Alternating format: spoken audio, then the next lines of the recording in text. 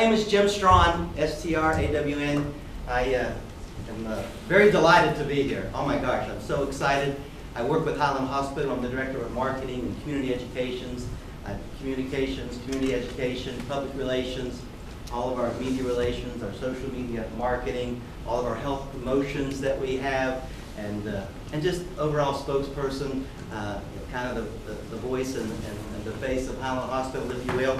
And it's kind of neat that we have over 500 employees, and people don't realize how entrenched we are in the community and with our employees. And most folks get a chance to know who I am because that's what I do for a living. I go, it's always kind of neat when they know who I am because that's what I do for a living. That is my job. And it's really not much of a, I've been in Highland Hospital for 18 years, and it doesn't feel like I have a job. It doesn't feel like I work at all. As a matter of fact, I've said I haven't worked for 18 years. I just have a very special role in the community that I love very, very much. And I tell young people all the time, follow your passion, find your destiny, understand your calling and your cause, and that way you'll never have to work another day in your life if you really, truly love what you do. And I get to talk about one of my favorite topics today. I got 2 or 3 favorite topics.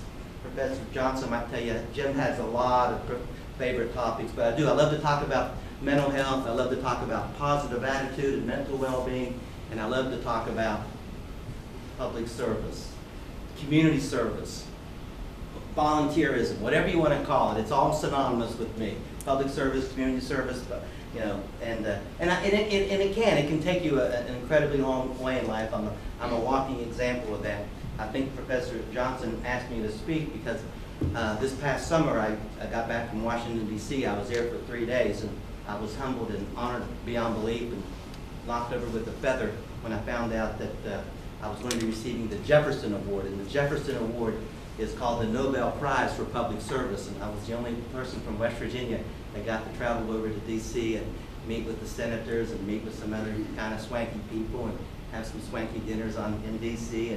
But I was really touched being there, hearing the other recipients. There were 49 other recipients from across the United States, and some of them were 8 and 9 and 10 and 11 and 17 and 18 and your age, 20 and 21, and it moved me beyond belief. And sometimes, some of the people in my generation, I'm 54 on Monday, and some folks in my generation sometimes look at the young people and go, man, are we okay? When I got back from D.C., I'm like, yes, there's hope. You guys are the future. You guys are the next generation. And I was also delighted, really just this morning, I knew this, but I revisited it, the mission for the University of Charleston. Something about lifelong learning, and I know the word community involvement's in there. So I really am delighted that UC has that in there, and it's something very near and dear to me. I'm going to read a couple of my favorite kind of quotes or sayings about public service and leaving a legacy and volunteerism.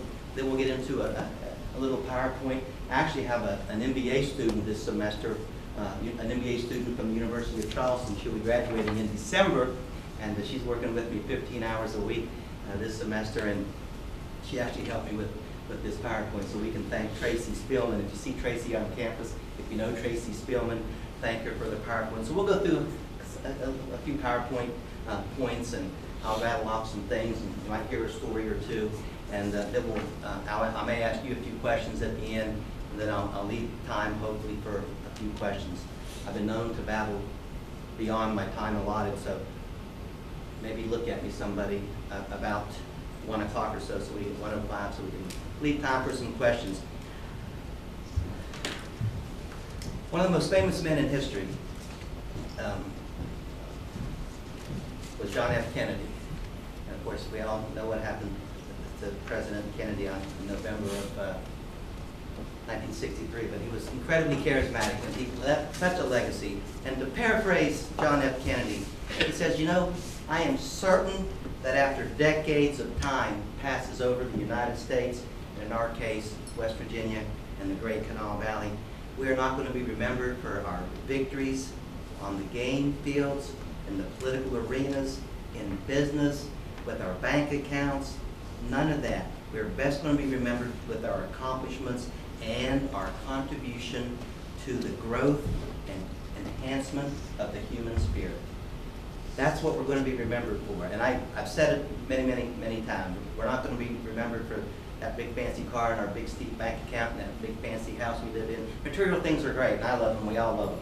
But don't let that be your driving force. You know, we want to be, the older I get, the more I realize we want to be healthy, we want to be happy. Those are the two things that I think most of us as we get older pursue. That's the case with me. I'm probably the happiest guy you're ever going to meet. On a scale of 1 to 10, I would be a 10. And then I think it goes hand in glove. It also makes me very happy. I'm a very happy guy. And one of the things that brings me joy and happiness is actually community service. I think it's the cornerstone of all mankind. Helping my fellow brother, sister, children, families in need. And I think that's why I was called to work in the mental health field and behavioral health, and I've been doing it for 30 years. Before that, I was with the local community mental health agency in Shawnee Hill. So I've been in the mental health field and working in community relations and entrenched in this community for 30 years. I'm from Kanawha Valley. I went to high school here in Kanawha County, and went up to West Virginia Wesleyan College where Professor Johnson graduated. We had a great relationship with UC, the Highland Hospital. And so it's, you know, there's something about happiness. And I've always said, you know, when you seek happiness for yourself, it'll always elude you. But when you seek happiness for others and help others, you'll find happiness and joy as well. Martin Luther King, another great American who just a few years after President Kennedy, he too was assassinated. But boy, I wish he could have been around to see the progress that we've made with his speech and his dream. And he was just he left such a legacy. He once said, you know, he said, everybody can be great because everybody can serve. So I believe in that too. I think we can all be great because we can all serve. And then we'll get into how it can kind of help your career and boost your life a little bit later. You know, one of my favorite sayings is, I personally, Jim Strawn, I cannot do anything about how long my life runs, but I can do something about how deep and how wide my life runs. And I hope my life runs wide and deep and touches a lot of lives, indirectly and directly, and help them out. George Bernard Shaw, I think he maybe said it best, and I'm going to quote George Bernard Shaw. I am of the opinion that my life belongs to the community, and as long as I live, it is my privilege to do whatever I can. I want to be thoroughly used up when I die. For the harder I work and the more I give, the more I live. Life is no Greek candle to me. It is sort of a splendid torch which I have got a hold of only for a moment, and I want it to burn as brightly as possible before I hand it over to future generations, like you young people. I love this community. And the word community, after doing some research, I found out the word community means a series of relationships. And boy, oh boy, have I been blessed to foster so many wonderful relationships here in the great state of West Virginia with its finest asset, its people.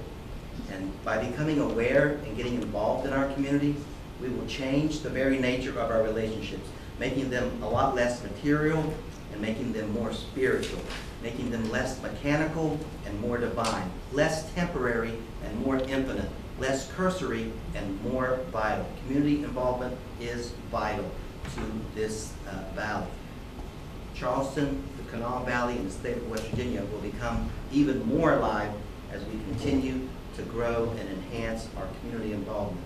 Science and technology and emails and texts and cell phones and now social media and social media marketing, communications, it really truly has made the world a lot smaller of a neighborhood. However, it still takes love and touch and kindness and community service, human service, public service, giving back to make it a brotherhood and a sisterhood and a community of peace and tranquility and justice. Changing our community and improving the world and improving the community that we live in through community involvement, that's the best way to predict the future. Don't you want to have a future that you have create? And that's what I've always said. I am all about whatever I can do in the sphere of my influence to make Charleston, Kanawha Valley, state of West Virginia, that's really my domain. I'm a West Virginian. So if I lived somewhere else, I would help that market, but I'm a West Virginian. So don't you want to, I always say, I want to make it the best place I can to live, learn, work, and play. I actually hosted a little television show called Highlights from the heart of our community. We focus on some grassroots organizations and nonprofit groups And at the top of the show, I always say we're talking to folks who are making our community a better place to live, learn, work, and play. And it doesn't have to be giant projects. You know, all good work is done by the way ants, A-N-T-S, do things. You ever see a group of ants at a picnic, and maybe there's like a half an inch or an inch somebody dropped on the ground of a hot dog? Do you ever see the army of ants that come around? Like 100,000 ants, and like almost like on three, 1, 2, 3, and they all lift it, and they're just working their little butts off. And they might go the length of this table. That was their, but they're getting things done. I like to think like that too. Little projects, little things that you do to help the community giving back will not only help the community, but help you as well in the long run. Because you see, John Ruskin once said, the highest reward for a person's service is not what they get for it, but what they become of it. Participating in public service not only makes an impact on someone else's life, of course it positively impacts yours. One of the better known benefits of community service or giving back or volunteering is the impact on the community. Unpaid volunteers are often the glue that holds the community together. Volunteering allows you to connect to your community and make it a better place. Even helping out with the smallest tasks, just like those ants, can make a real difference.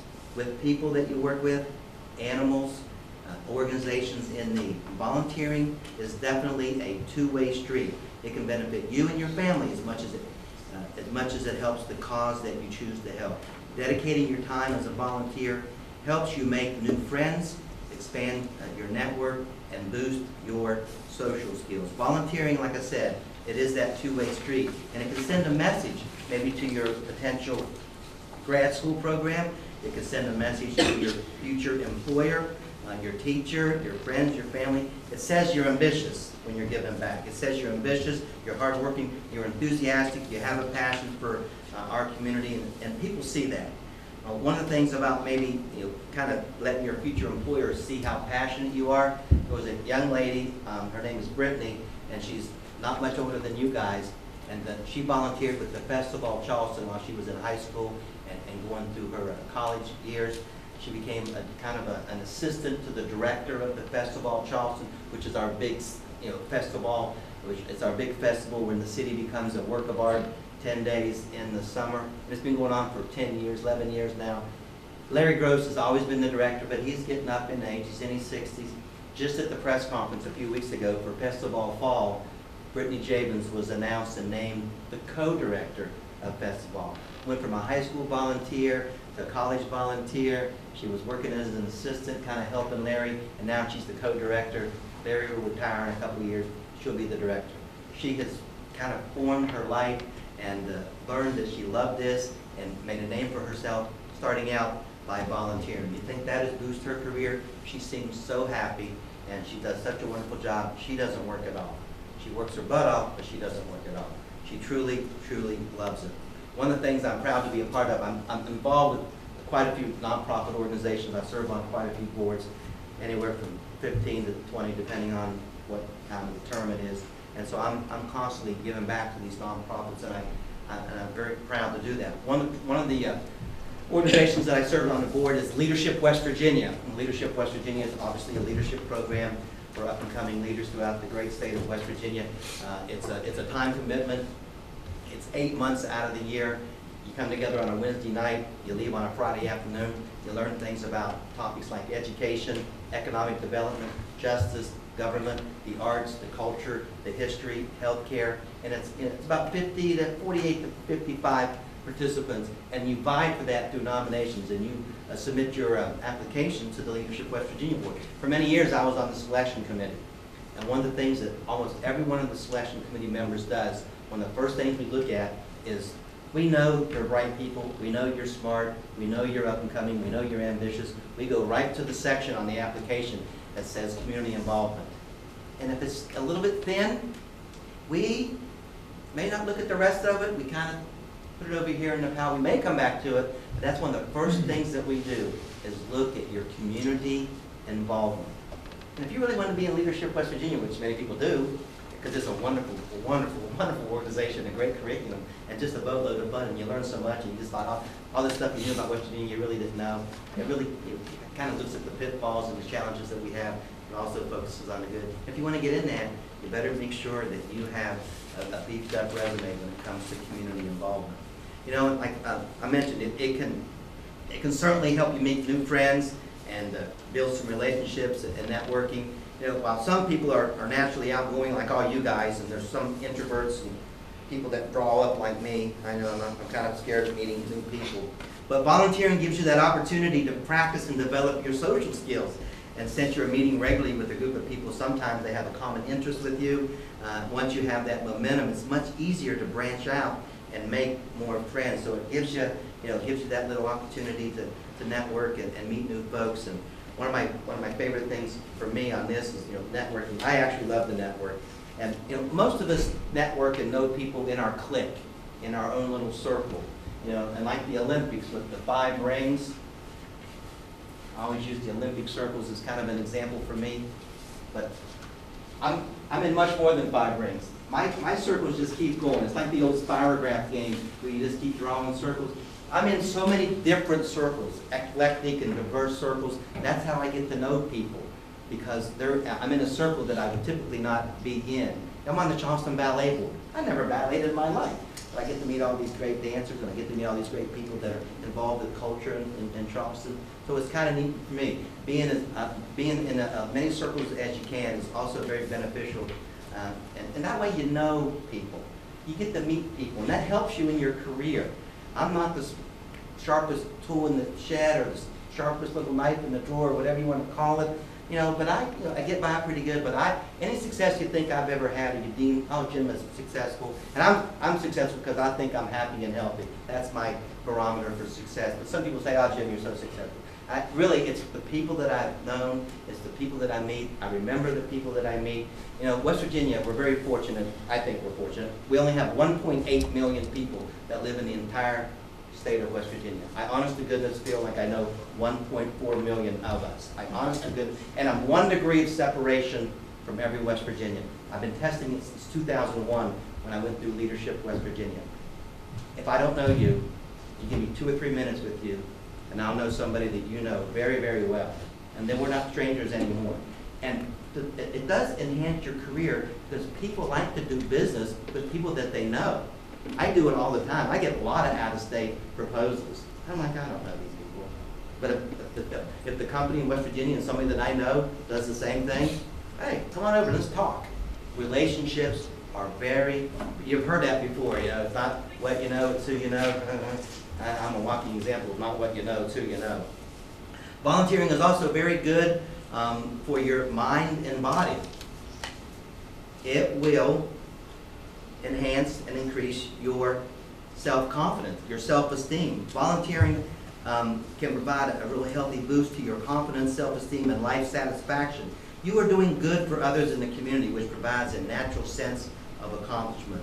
Your role as a volunteer or providing that public service can also give you a sense of pride and identity. And the better you feel about yourself, right, the more likely you're going to have a positive view of your life. The more positive you're going to feel about your future goals, the more confident you're going to stand before your employer or your future employer. And an attitude is a very big key here too. It'll increase your self-confidence, which will increase your positive attitude.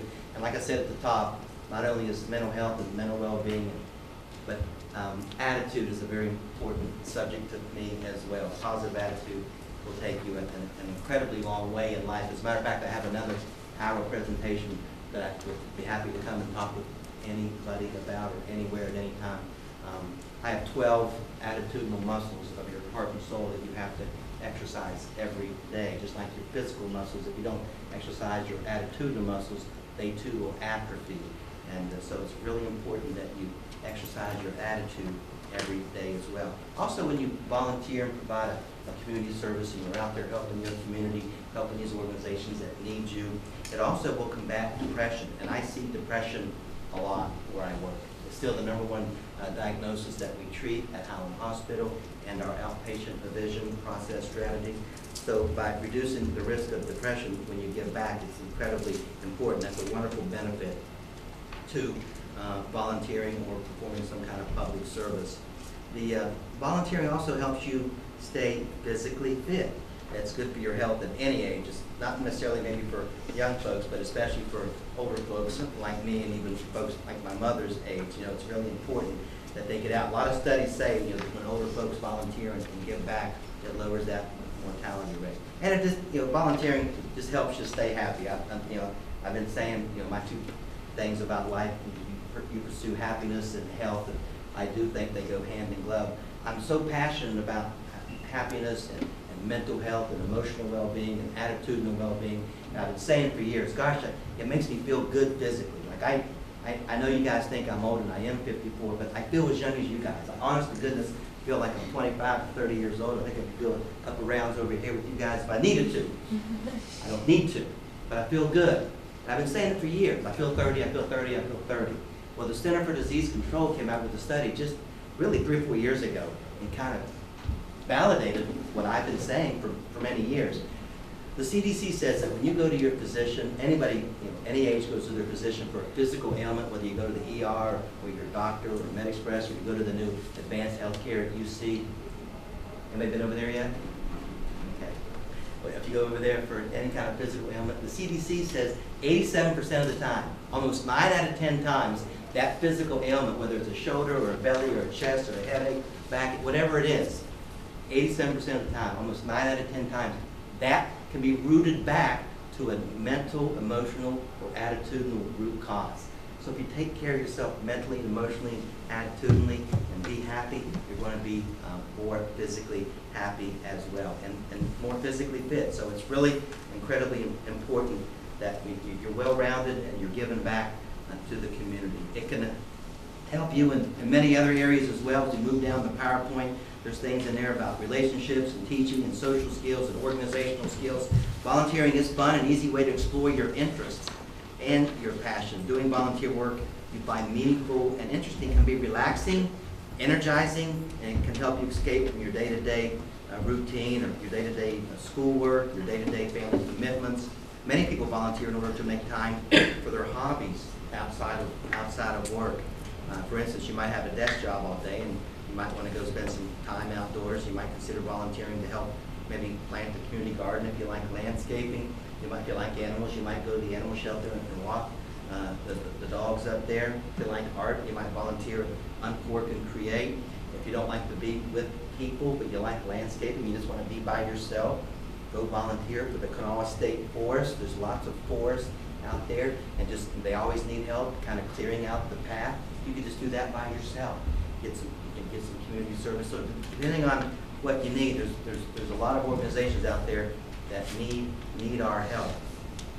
Now you can also, obviously, when you do this public service and giving back and community service and volunteering, it does give you some work experience, helps with your references, and it also helps with your job skills. Did you know that 73% of employers would recruit a candidate with volunteering experience over the one without? So again, just like Leadership West Virginia application, employers that you're filling out an application for and you submit your resume, 73% of the employers who see that you have a nice, well-rounded community involvement, they're more apt to hire you. So that is incredibly important as well. I think when it comes to volunteering, passion and positivity are really the only requirements that you need. While learning new skills can be beneficial to many, it's not a requirement for a fulfilling volunteer experience. Bear in mind that the most valuable skills you can bring to any volunteer effort are compassion, an open mind, willingness to do whatever is needed, and that positive attitude that I speak so highly of. And what should you consider when you're trying to think, what do I do? How do I want to volunteer? What do I want to get involved in? What kind of public service do I want to provide? Take a look at your interests. There's some ways to get started. There's some questions you ask yourself. You might want to consider trying different things. And where do I volunteer? You will have a richer and more enjoyable volunteering experience if you first take time to identify your goals and your interests. Start by thinking about, why do I want to volunteer? What's my ulterior motive here? Also think about what you would enjoy doing. Volunteer opportunities that match both your goals and your interests and are most likely to be fun and fulfilling for you, but also benefit the organization that you're providing public service for. A few tips to get started. You might want to ask yourself some questions. And these are pretty good questions to ask, some specific things about, what do I really want to do? How do I want to get involved? Yes, Jim says get involved. Yes, the University of Charleston says get involved. Yes, my professor says get involved. Yes, my parents say get involved. Now, where, what, how, what? Here's some questions you might want to ask yourself. Do I just want to make my community a better place to live? I mean, that's always kind of my mantra. If you ask me to help you, or an organization helps me, and I have an empty spot on my calendar and it's going to help the community, I'll try to find a way to say yes. I'm more of a yes guy than a no, I can't do that guy. You might want to ask yourself, do I want to meet people who are different from me? Like I said earlier, I'm on the ballet board. Those folks are way different from me. I'm not a dancer. I pretend I am, but I'm not a dancer. So, do you want to meet people that are the same as me or way different than me? You might want to ask, you want to try something new or learn something new. You might want to ask, what are my interests? What are my hobbies? Do I want to volunteer with something I'm good at or something I'm not so good at so I can learn? And the best way to volunteer is to match your personality to your interests, and having the answers to all these questions will help you narrow down that search. And then how do you find the right volunteer opportunity? Lots of opportunities available. Would you like to work with adults, children, or animals, or remotely from your home? Do you prefer to work alone? Like I mentioned earlier, Cal State Force, or do you want to work with a team? Are you better behind the scenes? How much time are you willing to commit? How much responsibility are you ready to take on if you provide this public service? I kind of volunteer for the Moses Automotive Group Live on the Levy Committee, but it's kind of part of my job. It's kind of volunteering. It's kind of like my job, my life is very gray. It's either Jim's always playing, or Jim's always working, or why is Jim doing that? Does that have a benefit to Highland Hospital? Everything I do has a benefit to Highland Hospital because I'm Jim Strawn from Highland Hospital. So every positive thing that I get the chance to work on or be a part of is a good thing for not necessarily me. 30 years ago it was good for me. Now it's good for Highland Hospital and the community. I'm just a conduit now. But these things are all incredibly important to do. And continue to ask yourself, where do I fit in as a volunteer opportunity? What causes are you passionate about? What causes are important to you? So in your search for the right volunteer opportunity, don't limit yourself to just one organization or one specific type. Sometimes an opportunity looks great on paper, but in reality, it's all very, very different. So try to visit different organizations and get a feel for what they're like. The more satisfaction you have as a volunteer, the better your contributions and more likely that you'll continue to give back to the community. Now, getting the most out of your public service, you want to ask some questions. You want to make sure that the experience is right for you. You want to make sure that you have asked all the questions that you need to know, learn about things before you actually go and volunteer. Maybe some sample questions to volunteer might address your time commitment. Are there any training involved? Who will be working? Who will I be working with? Some things like that. Also, make sure you know what's expected before you start. Make sure you're comfortable with the organization. Don't be afraid to make a change. Speak up for your experience. Got to enjoy yourself. Most importantly, make sure that you're having a boatload of fun. The best volunteer experiences benefit both the volunteer and the organization. If you're not enjoying yourself, ask yourself why and find something. It should be enjoyable. I enjoy all the volunteer work that I get involved with. So again, improving the quality of our community, and improving the quality of someone's life. There's a lot of folks that I know that have become a big brother or a big sister, and you might do that for 5 to 8 to 10 years. Talk about an impact you're having on a young person's life, and that's just one little example. And that's a bigger commitment than maybe going to the animal shelter and walking a puppy once a month or so. There's all levels of commitment, but the big thing for me, and I think Professor Johnson wanted me to, I don't know how to, I don't know if I'm very good at conveying how it has advanced my career, because it just is my career. I give back to the community. I get to do it as an extension of Howland Hospital, again, where I'm the marketing director. So I'm really into community relations. So I'm a natural to do that. I don't have to do all these volunteer things that I do, but I enjoy doing it. It is an extension of the hospital. It is my calling. I want to help my city of Charleston. I want to help my nonprofits. I want to help people less fortunate than me. It is the cornerstone of all mankind. It is my relationships with other people have been vital to the advancement of my career. I'm very proud that, and people have seen it many times with me, walking down the streets of Charleston. I know folks who don't have a pot to pee in. I know them by their first name. I know them very well.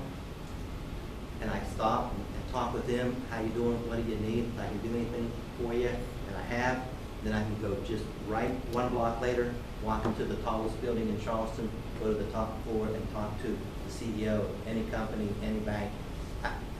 So I treat everybody incredibly the same. It's a beautiful trait to have. I'm proud of that, and I just want to help. It seems so, you can't be, that's not real. People can't do that. That's just how I live my life. I have a great time every day, and every day I pray, how can I help somebody today? What can I do to help this community be a better place? And that does, again, that advances your career, because then you have respect in the community.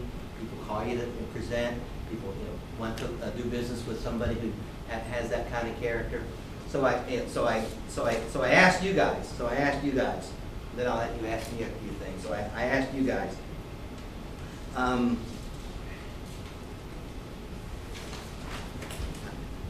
It's 1:03.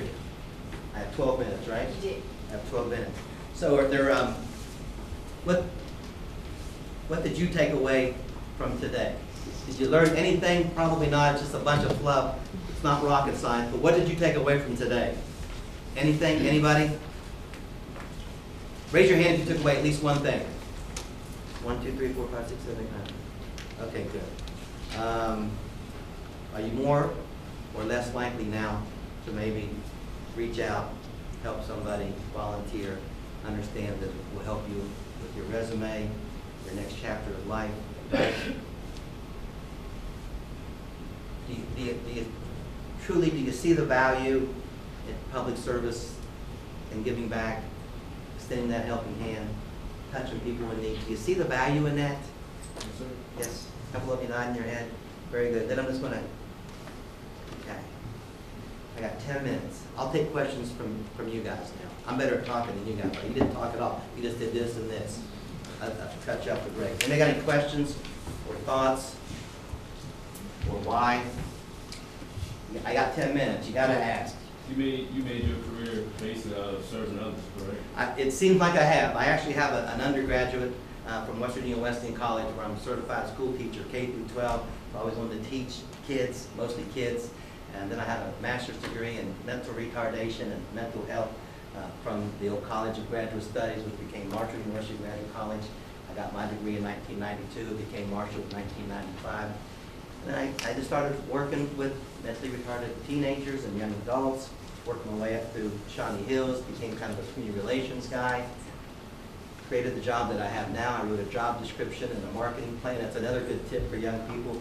If you can't find the job that you want, create your own. I wrote a job description and a marketing plan in 1996, 18 years ago, and I took it to Mr. CEO of Howland Hospital. I said, Mr. CEO, you need me to do this. I want to do this for Howland Hospital. He agreed. The timing was right, which is another thing. Preparation meets opportunity. Opportunities, they come along, but if you're not prepared, the door's going to close. I was prepared, and the opportunity came. I took advantage of it. I pounced on it, and I've been there ever since. I haven't worked for 18 years. It's a real joy. What else? You got anything that I left out, Professor Johnson? You got a question for me? Anything I've left out? Yes, sir. You mentioned the attitudinal muscles. Yeah. Could you get into that a little bit more? I can get into that just a little bit more. Just like your physical muscles, they too will atrophy if you don't use them. And through our journey of life, we're not always going to be up on the top of the mountain overlooking our domain going, look at me, how great is my life, I'm so great. Sometimes you're going to be down in the valley. And sometimes you're going to have catastrophic things happen in your life. Somebody might be diagnosed with breast cancer, or your mom might be, or you lose a loved one. And there's some trivial things like maybe I didn't score so well on a test, or maybe you get caught in traffic and that's causing a little anxious moment, you're going to be late. I mean, there's all kinds of levels of anxiety and how to deal with these things. But if you exercise these attitudinal muscles, when you need them, you'll be able to circumnavigate and kind of transcend and deflate the issue, the problem. And you'll be able to get on more quickly with your life. You'll be able to get back in the game, you'll get back on the road to mental wellness. You'll be able just to, like I said, circumnavigate and get over that. And people that are attitudinally strong, they get on with their lives much quicker after catastrophic illnesses, life trauma, divorce, failed a class. They're able to get back on and go forward. I'm very attitudinally strong. I've had a lot of things happen in my life that weren't so great, but I tend to bounce back very quickly. And my attitudinal muscles, I don't know if I can rattle them all off. I have 12. You got to be optimistic. You got to have patience. You got to have persistency. You got to have faith. You got to have a little bit of humor. You got to laugh at things. You got to be passionate. You got to be compassionate. You got to have respect for others. You have to be able to forgive. You have to have love. You have to be able to have creativity and imagination. And one of the most important ones is you got to exercise that attitudinal muscle of humbleness, gratitude, and humility.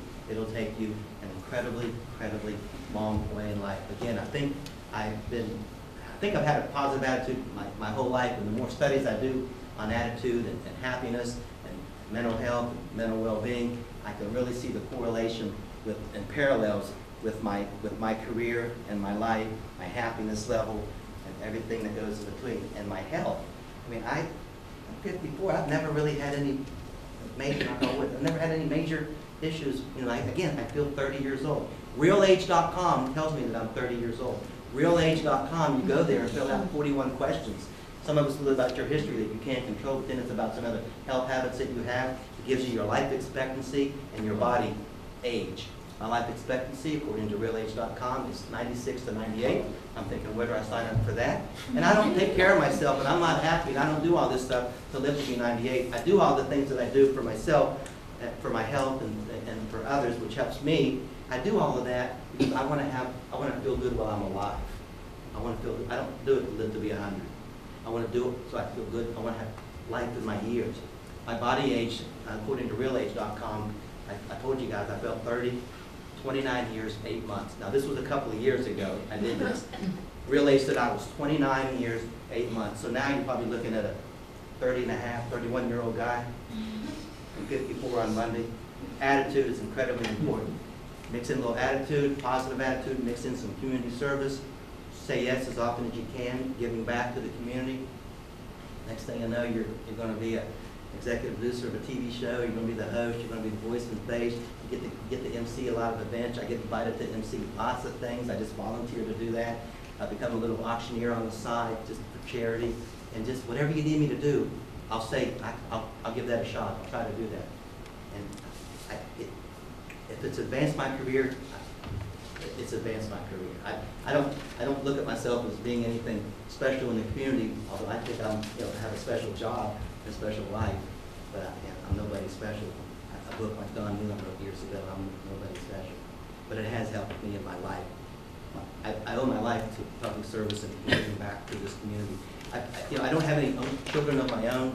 I feel like Charleston's my baby, my child, and I've cradled it very often, and I overlook the city of Charleston. I live in Fort Hill. I looked at one house 13 years ago this month, and I bought it because I could see my city, and it's my city. And I'm officially the unofficial mayor of Charleston, officially the unofficial mayor. I tell Danny all the time, thank God you're the mayor. I just love being the unofficial mayor. It's so much more fun being the unofficial mayor. But the city, the social mayor. I cradle the city, and then the city takes care of me back. I don't know what kind of happened first, the chicken or the egg. I feel like I need to take care of the city because the city's always been there for me. And I say city, the people of Kanawha Valley and the people of West Virginia and the people of Charleston seemingly have always taken care of me. And I thrive on people, and knowing people, try and remember their names, take care of them when they call me. I get a lot of calls. There's a lot of pain and despair and disconnectedness out there, folks. It's a very trying time, and I'm glad we're there for it. People feel comfortable to call me, and that makes me feel good too. So, I got a couple. I always bring, I brought everybody a little pin, but some of the folders on the inside front cover, open up in the top. If you have like it looks like a little piece of carpet with a bunch of HHs on it, HHs. Anybody see that? Anybody have that? I know you do. It's up in this corner right here. I have a DS. You have a PS? Well, PS is Process Strategies, and that's the outpatient division of Highland Hospital. They got your great little lunchbox flash cooler. Who else has a PS? You have a PS? Anybody else have like a rectangle with a bunch of HHs? See, I know you have. Speak up, people. I have a hospital beach towel for next summer for you. Well, all I want you to do is take a picture of it and tag me on Facebook. Anybody else have an HH on there? Anybody know when Highland Hospital was first started? What year? I didn't say it. I'll be shocked if you know. Who said that? Did you read that? But you said it. But you said it. So I got a beach towel for you. Oh, I got one more back here. I brought my stuff in. You have a question that I maybe went over today that could ask? First one to get it right gets the insulated Highland Hospital bag. Do you have a question? How old am I on Monday? 54. That was a tie. 32. What year was I born? 62. 61. 58. 65. 60? 1960. Come on, we'll do the math. Academics, that's okay. Academics weren't my strength either. It's okay. It's okay. I'm not a good math guy, and I'm still making it. Does anybody else? It's 1:13. I'm right on time. Anybody else have anything else? You've been very kind. You've humbled me by coming in today. I know you didn't have to come in here today. It means a lot to me that you did. Bless your heart. Thank you very much. Enjoy the rest of your Friday. Have a great weekend. Go Gold Eagles. Beat the Rams tomorrow. Please beat the Rams. We need you to beat the Rams tomorrow. Thank you. Thank you.